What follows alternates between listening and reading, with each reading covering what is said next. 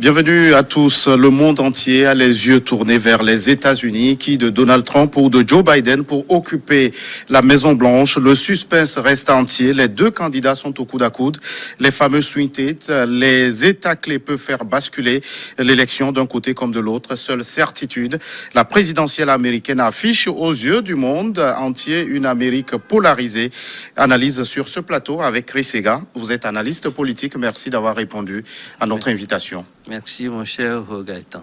Alors, Monsieur Ega, sommes-nous en train d'assister à un bégaiement de l'histoire au niveau des États-Unis? Oui, on peut le dire parce que vous savez qu'il y a eu un précédent entre Al Gore et George Bush fils. Et cela s'est joué, le suspense s'est joué pendant un mois. Il a fallu que la Cour suprême intervienne pour départager les deux candidats.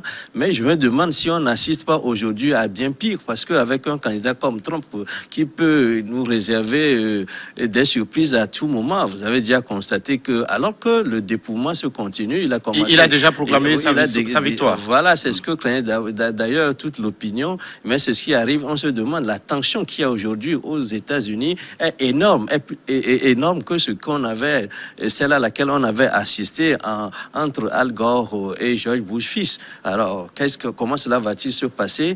Le suspense est total. Il faut attendre peut-être des jours, des semaines, comme on le dit, peut-être 1 ou 2 mois. Mais est-ce que Donald Trump va patienter pendant tout ce temps-là? La question se pose à ce moment. Justement, à quoi peut déboucher cette attitude du président sortant qui se proclame vainqueur de la présidentielle alors même que le comptage des voix est en cours? Vous savez, c'est quelqu'un qui aime mettre le monde devant le fait accompli. Et on l'a souvent dit, il prend ses souhaits pour de la réalité. À force de marteler qu'il y a ceci, on l'a dit, il finit par croire que c'est la réalité. Aujourd'hui, ce à quoi on s'attend, c'est que Donald Trump ne va pas dire qu'il a perdu les élections. Il a d'ailleurs dit que c'est difficile de perdre une élection, c'est facile de le gagner. Donc, difficile, il a annoncé les couleurs de ce scrutin-là.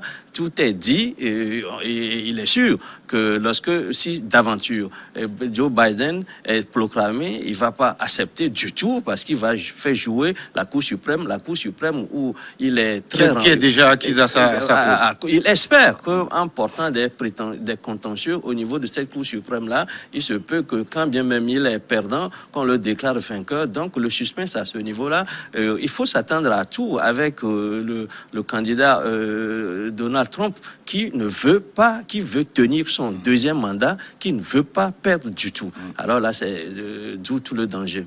Alors, durant toute la campagne électorale, on a vu les sondages qui donnaient toujours Joe Biden gagnant. Est-ce que le président sortant est encore en train de faire mentir ces sondages? Bon, c'est possible, mais est-ce que c'est les sondeurs qui se sont trompés? J'ai l'impression que certains électeurs cachent bien leur jeu alors qu'ils sont pour Trump. Et comme on dit que Trump est raciste, il est déménageur, il est iconoclaste, et la personnalité même de Trump ne rend pas facile la tâche à certains électeurs qui auraient pu dire sur les médias qu'ils l'aiment ou non. Certains électeurs cachent leur jeu, déclarent qu'ils ne vont pas voter Trump alors qu'ils ont l'intention de le voter. Ils veulent du politiquement correct, ne pas paraître raciste comme Trump aux yeux de l'opinion. En ce moment-là, lorsqu'ils sont questionnés par les sondeurs, ils ne disent pas la vérité, alors que vous savez très bien que le sondage, c'est l'opinion générale en un moment T. Passer ce moment-là, surtout lorsqu'on est au niveau de la vérité des yeux, ils sont seuls et ils votent en ce moment-là Trump. C'est ce qui se passe généralement. Et puis, on peut évoquer par ailleurs ce qui s'est passé, par exemple, en Floride. Il est vrai que la campagne que Joe Biden a faite là-bas, et il s'est un peu trompé parce qu'il croit... La Floride est toujours restée fidèle à Donald Trump avec ses 29 grands électeurs. Oui, parce que, entre-temps, on a cru que la Floride lâchait Donald Trump parce que le candidat Biden caracolait à la tête avec les sondages, mais on s'est rendu compte que dans la réalité, c'est pas le cas. Là encore, on se dit que peut-être qu'il a péché en croyant qu'avec le thème de Covid, parce qu'en Floride, vous savez très bien que les électeurs il y a beaucoup de vieux et ils ont été durement affectés par Covid. Joe Biden, en croyant que, en martelant la gestion calamiteuse de la crise par l'administration Trump. Mais on s'est rendu compte que finalement le thème Covid n'a pas pu faire pencher la balance dans son intérêt. On assiste alors au fait que Donald Trump a remporté cet État clé et c'est ce qu'il a fait d'ailleurs bondir dans les suffrages. On va voir. Il y a Pennsylvanie qui reste à dépouiller, qui ne finit pas.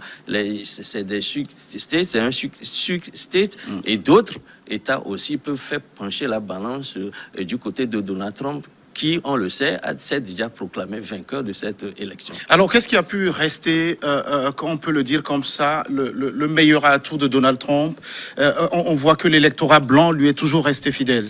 Oui, il a un socle qui n'arrive pas à le désavouer parce que, vous savez, rendre l'Amérique forte à nouveau, c'est un thème qui séduit, vous savez. Mais je me dis, est-ce que Donald Trump ne fait pas comme un certain Hitler? Parce que, vous savez, au départ, ça a été ça, avec l'Allemagne de Hitler qui voudrait une Allemagne forte, une Allemagne qui veut ratisser l'ail, qui veut conquérir une bonne partie de l'Europe, etc. C'est un peu ce qui se joue aux États-Unis. Aujourd'hui, lorsque Donald Trump dit qu'il veut une Amérique forte contre tout le monde entier, ça plaît aux suprémacistes blancs qui peut-être ont considéré que les États-Unis ont régressé du point de vue de leur atout militaire. Aujourd'hui, le Trump voudrait leur faire croire que l'Amérique peut revenir au devant de la scène autrement, être seul au devant de la scène parce que il y a la Chine qui devient une grande concurrente et les États-Unis veulent lâcher, surtout Donald Trump veut lâcher la Chine, être seul leader devant tous les leaders que nous connaissons aujourd'hui. Je crois que c'est ce thème-là qui séduit les Américains et surtout que l'économie marche un peu, ne serait que l'intervention de Covid. Et l'économie serait encore très forte aujourd'hui, mais les suprémacistes blancs, le socle qui est resté fidèle à Trump, croit que l'Amérique avec Trump va être une Amérique grande, une Amérique qui lâche tous ses adversaires pour être seul devant la scène internationale. Ce thème-là séduit tous ceux qui voudraient que l'Amérique soit une Amérique des cavaliers par le passé, tels qu'on les avait connus. Ils étaient les seuls leaders grands dans le monde, soldats, gendarmes pour tout le monde entier. C'est ce gendarme-là auquel Trump a recours aujourd'hui et ceux qui le suivent voudraient que l'Amérique soit ainsi. En attendant de connaître le vainqueur de cette élection présidentielle, ce que nous savons, c'est que ce scrutin a montré au monde entier le visage d'une Amérique clivée, une Amérique polarisée. Chris Ega, comment vous expliquez cet aspect? Oui, ben, vous savez, l'Amérique, Donald Trump n'a pas inventé ce clivage.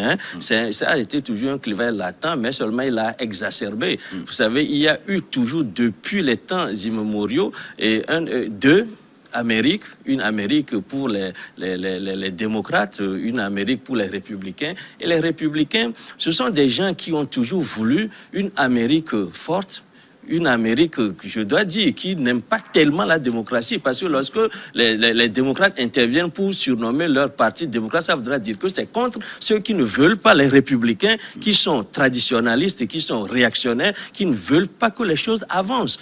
Il y a eu toujours un côtoiement de deux Amériques, une Amérique qui est sociale pratiquement et une Amérique qui est offensive. Ces deux Amériques-là ont toujours existé, mais aujourd'hui, le clivage est tellement exacerbé parce qu'il s'est trouvé un président, Donald Trump, qui veut que les suprémacistes blancs continuent d'avoir leurs privilèges contre ceux qui voudraient retirer la force. Vous comprenez très bien qu'on est parti pour vivre cette Amérique-là pendant longtemps, cette Amérique-là clivée, parce que c'est dans l'intérêt des républicain et c'est contre l'intérêt des démocrates. Et je crois que si peut-être Joe Biden remportait les élections, c'est à lui, comme il le dit, de mettre les deux bouts côte à côte, de peut-être ressouder cette Amérique-là qui, on ne parle pas de la guerre civile encore, mais vous savez très bien que les suprémacistes blancs sont armés et on ne sait pas ce qui peut arriver si jamais leur mentor perdait cette élection. Ils peuvent se mettre dans la rue et éviter que le pouvoir soit rendu à Joe Biden, par exemple. Donc, il y a danger à ce que Joe Biden remporte les élections. Il y a danger à ce que Trump perde les élections. Alors, la stratégie vote-sanction contre Trump au niveau des démocrates a-t-elle prouvé peut-être ses limites avec ce que nous voyons? Oui, parce que vote sanction, parce que si on parle de vote sanction, ça voudrait dire que ça ne se joue pas forcément au niveau des programmes. On a connu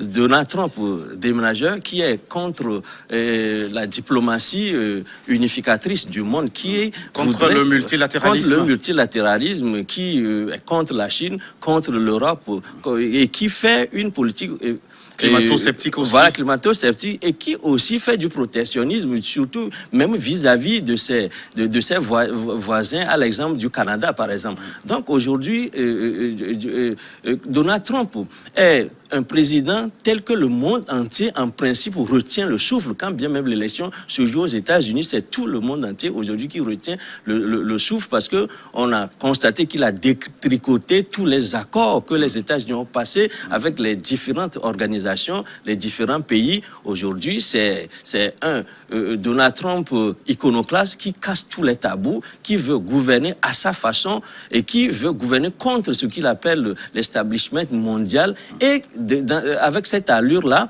on ne sait pas de quoi demain est fait. La question qui se pose aujourd'hui, c'est de savoir si on lui donnait encore 4 ans, il va faire pire que ce qu'il fait aujourd'hui, parce que là, il n'est plus tenu par... il ne va pas aller à un 3e mandat, donc il voudra maintenant se lâcher pendant ces 4 ans-là, faire ce qu'il veut, et on se dit que, est-ce qu'il ne va pas faire pire? Faire pire, ça suppose qu'il va démanteler tous les accords, et peut-être, c'est en cela que certains croient que c'est un fasciste, et je crois que le mot n'est pas trop fort pour désigner celui-là qui aujourd'hui veut gouverner contre le monde, contre ses voisins et contre toutes les instances internationales qui sont en train de régir, je crois, tempérer en tout cas les ardeurs de ceux qui ne veulent pas que le monde soit clivé. Et le discours anti-immigration de Donald Trump a plutôt aussi payé? Ah oui, bien entendu, parce que American First, ça veut dire que c'est l'Amérique d'abord et les autres après. Et il est clair que sur le sujet, je crois que c'est un thème principal des républicains, et je crois qu'il a exigé aux yeux de tout le monde entier, d'abord vis-à-vis de ses voisins dont il dit qu'ils sont envahissants, et ce n'est pas faux. De toute façon, là, on le constate sur les médias, les voisins immédiats des États-Unis veulent aller aux États-Unis parce qu'ils pensent qu'il y a un meilleur vivre là, et c'est ce que les Américains, notamment Trump, ne veut pas, parce qu'ils pensent que ces gens-là viennent prendre les emplois des Américains. Ces emplois-là, s'ils ne sont pas déménagés vers la Chine, et ces emplois-là, on doit les ramener, et en plus, il ne faut pas qu'ils soient laissés à portée de ceux qui viennent envahir les États-Unis, qui viennent faire en sorte que le chômage monte au niveau des autochtones, les halogènes prennent leur place. Et je crois que ce thème-là, c'est un thème de prédilection des républicains, et Donald Trump n'a fait que exacerber ce thème-là, le porter à un tel niveau que aujourd'hui ça devient pratiquement une institution avec les républicains. Alors, au regard des résultats, on a comme l'impression que les démocrates n'ont pas pu convaincre les hispaniques qui sont restés un peu accrochés à la politique de Donald Trump. Oui, les hispaniques, généralement, on croit que parce que récemment, on s'est rendu compte que ceux qui viennent de l'Amérique centrale, par exemple, ont du mal à entrer aux États-Unis. Joe Biden avait cru que quand Donald Trump a joué de la frontière contre ces gens-là, aurait pu arranger sa campagne. Mais ça n'a pas été le cas, parce que, vous savez, si vous prenez par exemple les Américains d'origine cubaine, c'est des gens qui sont contre le communisme. Or, Donald Trump présente Joe Biden comme étant un fasciste. Un danger pour eux. Donc, à partir de ce moment-là, je crois qu'il a trouvé une oreille attentive auprès de ces Cubains, de ces Sud-Américains, et ça a joué. Vous avez constaté qu'il a remporté les élections en Floride, il a remporté les élections au Texas, là où il y a beaucoup de Latinos. C'est étonnant, on a l'impression qu'en principe, l'histoire récente avec les immigrations défendues de Donald Trump peut pousser les Hispaniques à voter contre sa politique, mais ça a été plutôt le contraire. À l'international, vous l'avez dit, le monde entier retient son souffle et nous allons nous intéresser à une région du monde, le Proche et le Moyen-Orient, avec le processus de paix version Donald Trump qui a eu des versions à quelques jours et semaines de la présidentielle, avec le processus de normalisation des relations avec l'État d'Israël. Est-ce que ça a eu un impact sur ce scrutin? Ben, cet impact, en tout cas, s'il y en a eu, sera ne sera pas très fort, parce que, vous savez, c'est vrai que Donald Trump a essayé de faire la cour aux Juifs américains, mais seulement à l'intérieur des États-Unis. Et les Juifs américains ne sont pas influencés par le processus de paix au Moyen-Orient. Et Donald Trump, il est vrai que quand il parle de processus de normalisation, c'est pour tirer vers lui cet électorat juif, mais il est prouvé que cet électorat... Est-ce que cet électorat, il est important? C'est important parce que vous savez qu'il y a beaucoup de Juifs aux États-Unis. Hein, ils viennent pratiquement en troisième position, bien quatrième, après les Noirs, les Africains américains, les Latinos et puis les Chinois. Donc c'est un vote. Mais vous savez que les Juifs sont très puissants dans ce pays. Ils font du lobbying et puis ils peuvent influencer des institutions. Ils sont très présents dans les banques, dans les institutions financières. Vous savez que c'est vrai qu'ils ne sont pas aussi nombreux que ça, mais ils ont de la force financière et ils peuvent influencer des milieux, de différents milieux qui peuvent intervenir dans ce processus électoral. Quelle politique internationale pour les 4 prochaines années, selon que ce soit Trump ou Joe Biden, président des États-Unis?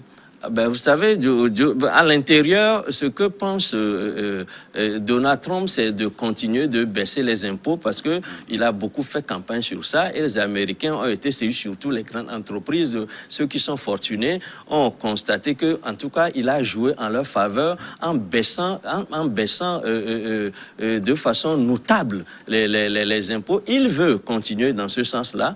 En ce qui concerne Joe Biden, ce qu'il veut, c'est peut-être faire vivre l'héritage de leur prédécesseur, de Barack Obama, dont il est l'héritier. Il veut des États-Unis plus unis, des États-Unis très regardants vis-à-vis des pauvres en ce qui concerne ce qu'il peut faire du côté de la santé. Je crois que Joe Biden n'a pas un programme très fort. C'est pour cela qu'on estime qu'il veut soumettre l'électorat américain à un référendum contre Donald Trump. Et je crois qu'il fera le contraire de ce que Donald Trump fait. Chris Sega, merci d'être passé sur ce plateau. Je vous en prie. Merci à vous qui êtes restés en notre compagnie. À très vite pour un autre numéro de votre émission Focus.